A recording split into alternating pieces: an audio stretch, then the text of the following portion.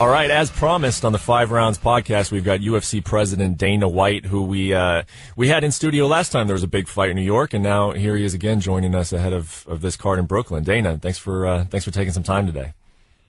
Thanks for having me, brother. Well, let's get right to it. You know, this main event, it's a historic main event. It's a 145-pound female fight between Holly Holm and Germaine de Randamie. I got to see these two at the open workouts in Brooklyn yesterday, and I'll just tell you that, you know, I've been through a lot of fight weeks.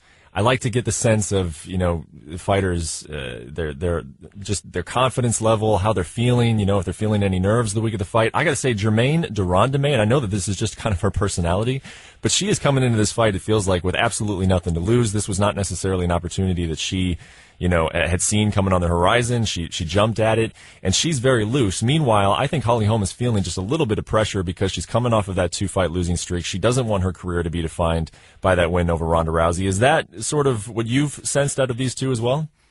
Yeah, I mean, if you watched, you know, UFC Embedded, Germaine is having fun. She just seems like she's having a blast, and you know, it's an interesting fight. I mean, two of the most decorated, you know, female strikers in the UFC.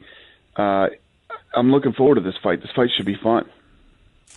Yeah, and, you know, we know that one of your favorite sayings is, we'll see what happens. You know, we'll see how this plays out. We'll see what happens. You know, don't predict the future too much. But you're going into, as I mentioned, the first ever 145-pound female fight. A lot of us are sitting here thinking to ourselves, like, there's not really a division. This is just a 145-pound fight. There's no division after it. I know that you're approaching this as, we will see what happens, but do those words ring true even more so than usual? I mean, do you really not know what's going to happen with this 145-pound division beyond Saturday night? Yeah, definitely.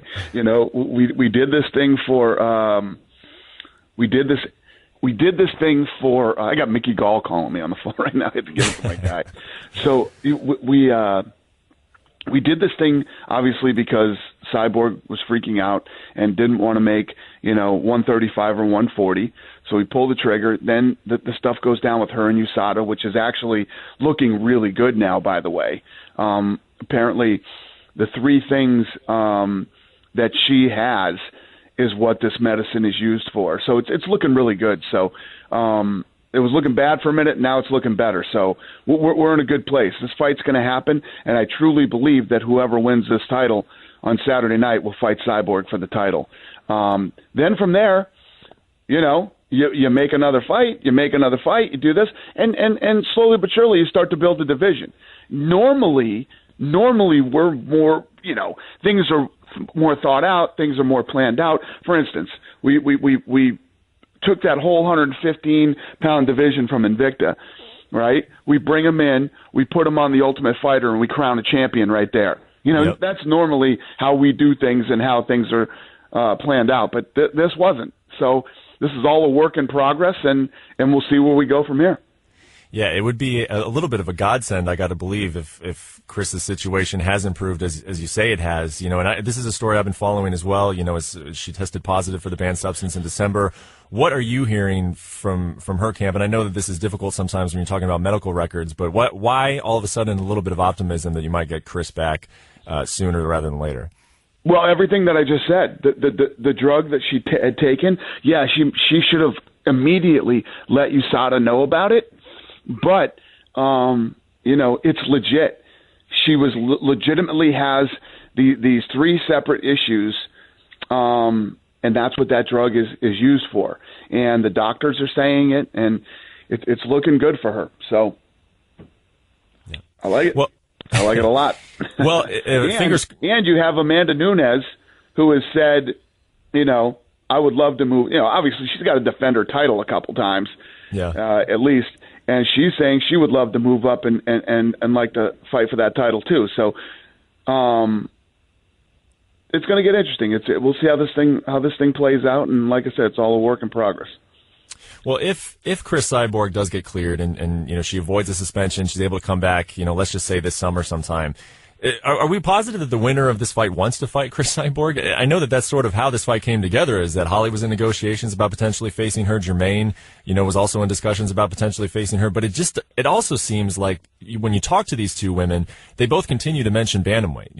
I'm not done with bantamweight. I still have a future in bantamweight. Are you pretty confident that whoever wins the title wants to be the featherweight champion and face Cris Cyborg this summer? Again, we'll have to see how things. But yeah, I mean, why would you not want to face, Cris Cyborg, especially if you're Holly? You already held that title, and you had 18 titles in boxing, and if she could go in and she could beat Cris Cyborg, I tell you this, I offered her the fight with Cris Cyborg, and Holly was pumped. She wanted that fight and everything else. Holly's camp, which is notorious for doing these type of things, didn't like the fight. So there's how that goes. But those guys are notorious for doing that. Notorious. Listen, if you have your champion and you believe in her, I don't know how you would ever tell anybody not to take a fight. But whatever. That's what those guys do. Well, taking your words, we'll have to see how this thing plays out. Let's move on to the co-main event, Anderson Silva versus Derek Brunson. I mean, always a pleasure to watch Anderson Silva fight, of course. How did this fight come together? Because, I've been in discussions with his management, where's Anderson? What's the latest? What's he doing? He was off in China filming a movie, and then all of a sudden he comes back and boom, he's got a fight immediately. I mean, how did this fight come together, and why Derek Brunson?